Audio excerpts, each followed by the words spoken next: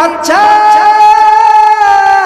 জল্লাদকে হুকুম দেয়, ওদের মধ্যে বড় ভাইটাকে তেলের মধ্যে ছেড়ে দাও, তেলের মধ্যে ছেড়ে দাও। জল্লাদ দৌড় দিয়ে গিয়া বড় ভাইকে ধরে তেলের মধ্যে ছেড়ে যায়। তেলের মধ্যে ছেড়ে দেওয়ার পর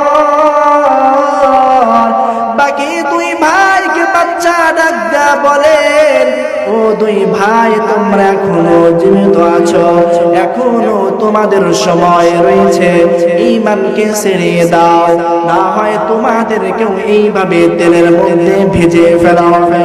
এই কথা বলার পর দুই ভাইয়ের চোখ দিয়ে গড় গড় করে পানি পড়ে, আবার হঠাৎ করে হেসে দেয়। বাচ্চা ডাক দেয়া বলে, কি ব্যাপার, একবার হাসো আর একবার কাঁদো, কারণ কে পাগল হয়ে গেছো নাকি? দুই ভাই ডাক দেয়া বলে, বাচ্চা রামদার কান্না করে কারণ বড় ভাই আমাদের থেকে বিদায় নিয়ে চলে গেছে। বলে, তাহলে হাসো কেন বলো? বলে, হাসি এই কারণে আল্লাহ তাআলা এই চোখের উপর থেকে পর্দাটাকে সরাই দিয়েছে। জোরে বলুন আল্লাহু আকবার। বলে, এই চোখ দিয়ে সরাসরি জান্নাত দেখা যায়, যার কারণে আমরা একটু সময় কাঁদি, আবার একটু সময় হাসি, কারণ এখন মারা যাওয়ার সাথে সাথে আমরা সরাসরি জান্নাতের মধ্যে চলে যাব। আল্লাহু আকবার। আরো জোরে আল্লাহু আকবার। ঘুমায় গেছেন নাকি সকলে?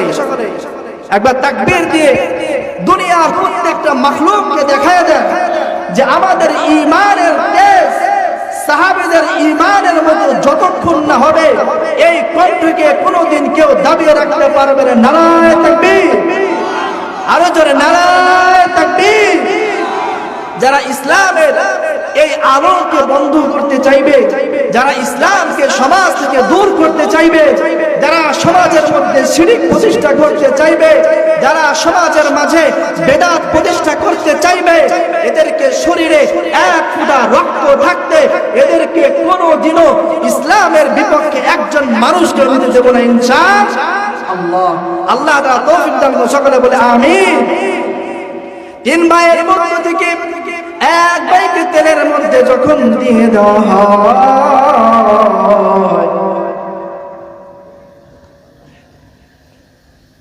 দুই ভাই একবার কান্না করে আবার হেসে দেয়। এই কাহিনী দেখিয়া বাচ্চার রাগ আরো বেড়ে যায়।